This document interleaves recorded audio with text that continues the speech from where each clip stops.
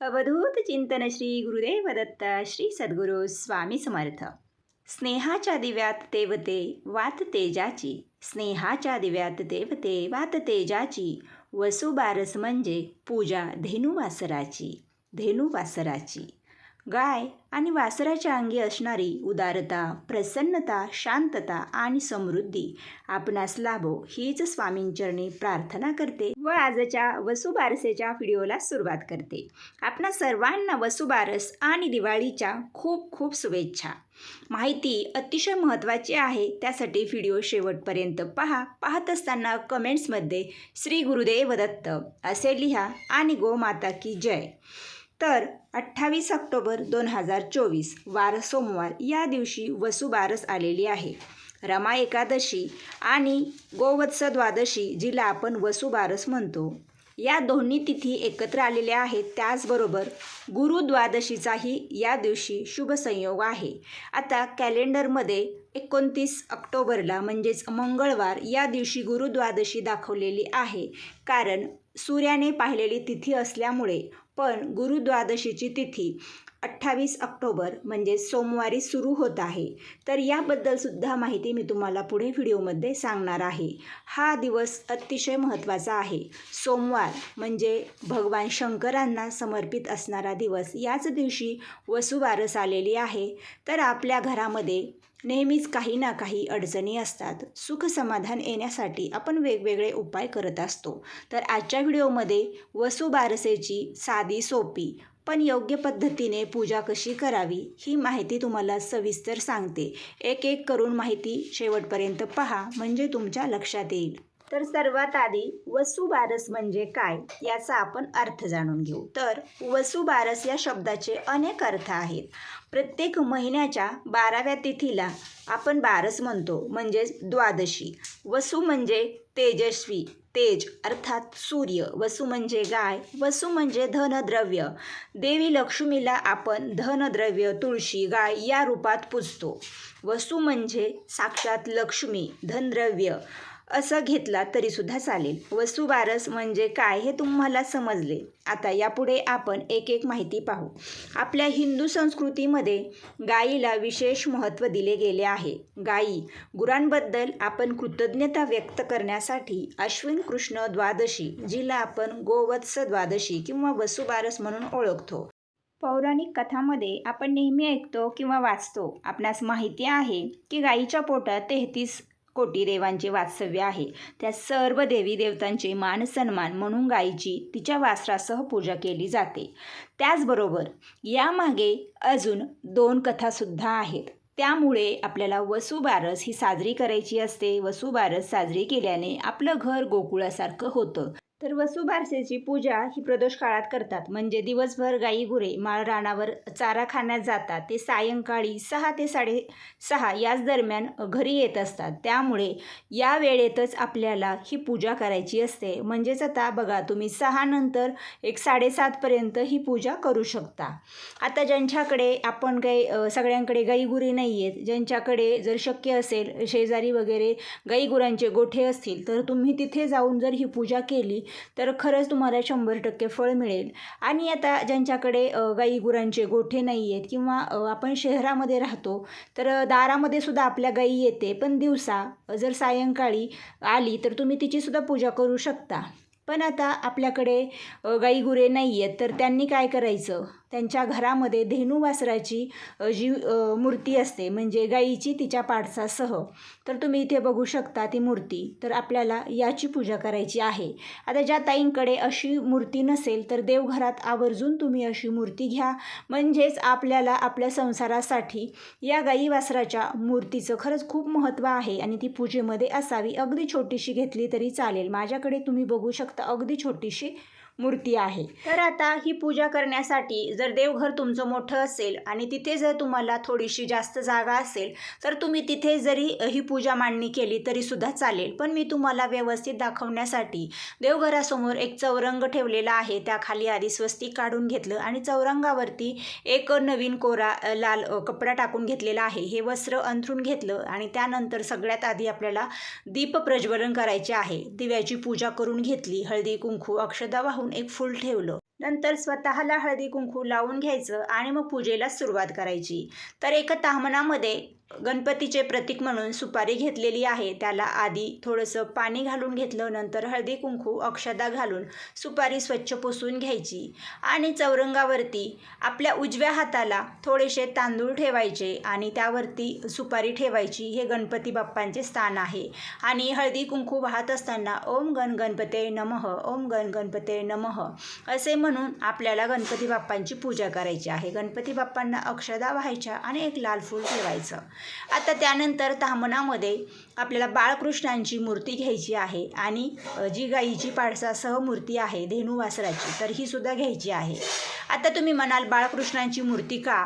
तर बाळकृष्ण ना गोपाळ म्हटलेलं आहे. ते नेहमीच गाईगुरांमध्ये असायचे आणि भगवान श्रीहरी विष्णूंचे ते अवतार आहे. त्यामुळे आपल्याला आज त्यांची सुद्धा पूजा करायची आहे.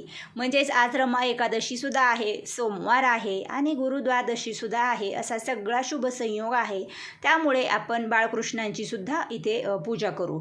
तर सगळ्यांच्या घरामध्ये बाळकृष्णांची मूर्ती आहे आणि ज्यांच्याकडे बाळकृष्णांची मूर्ती नाही आहे किंवा गाई वासराची सुद्धा मूर्ती नाही आहे, त्या ताईंनी 2 सुपाऱ्या घ्यायच्या, एक बाळकृष्णांच्या नावाने आणि दुसरी गाई वासराच्या नावाने. तर दोनही सुपाऱ्या एका ताम्हणामध्ये तुम्ही ठेवून घ्या, जसे मी इथे मूर्ती ठेवलेल्या आहेत त्या पद्धतीने.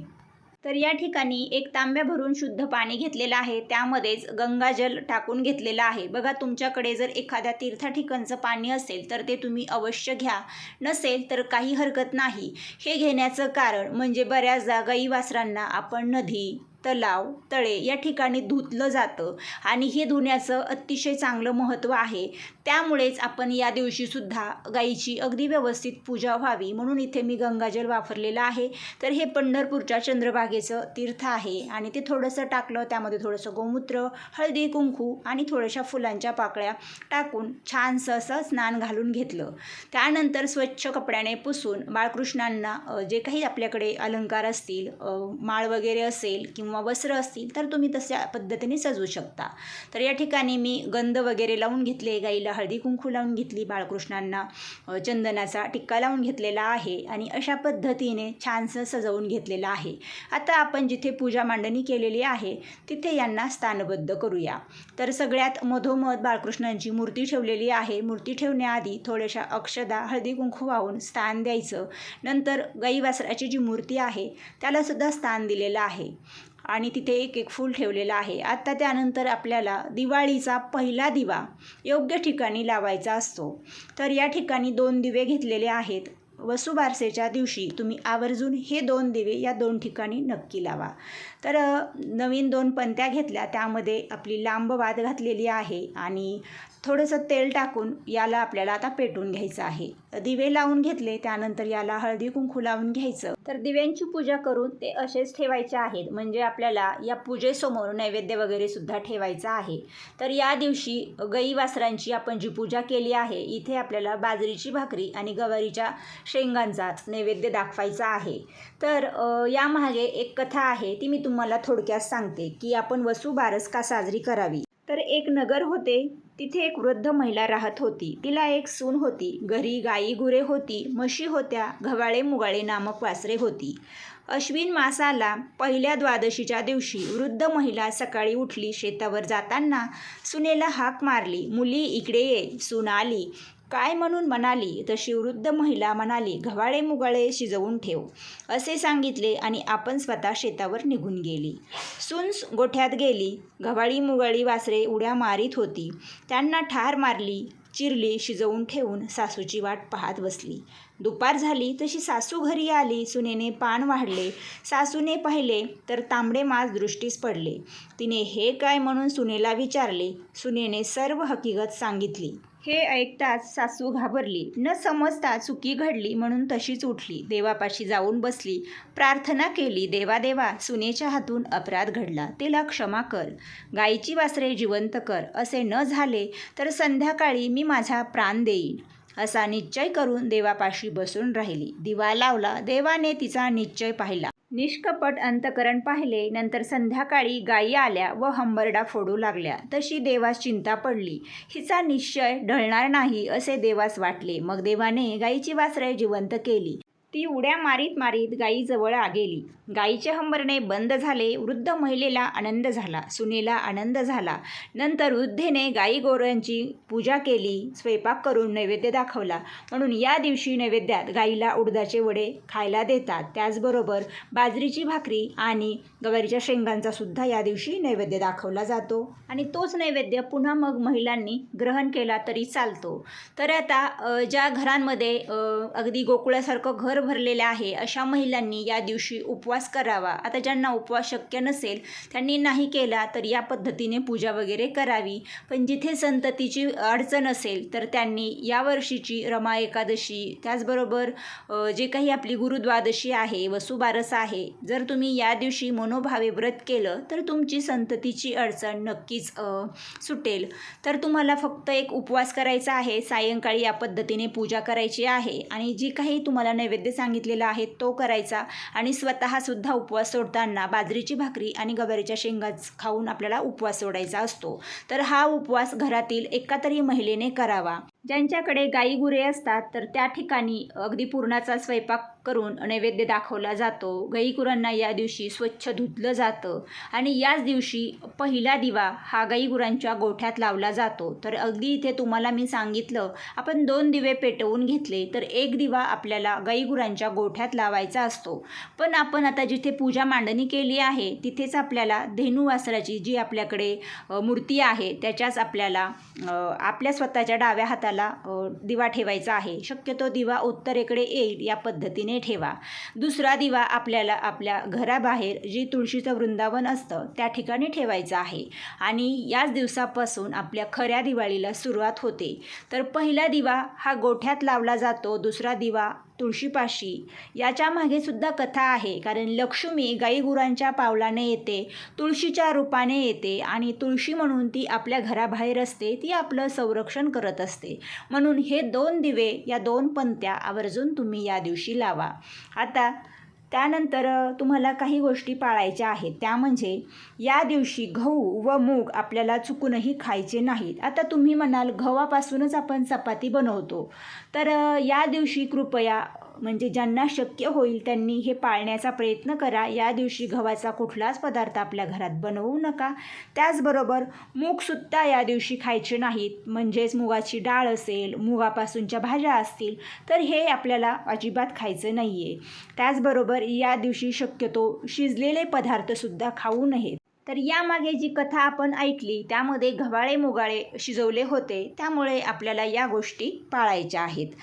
तर या दिवशी कुठल्या गोष्टी टाळाव्या हे तुम्हाला समजलं. त्याचबरोबर या दिवशी काय करावे, तर जर तुम्हाला शक्य असेल, तुमच्या आसपास जर गोशाळा असेल तर या ठिकाणी जाऊन तुम्ही गाईंना चारा द्या किंवा चाऱ्यासाठीची जी काही तुम्हाला यथाशक्ती रक्कम देता येईल ती द्या.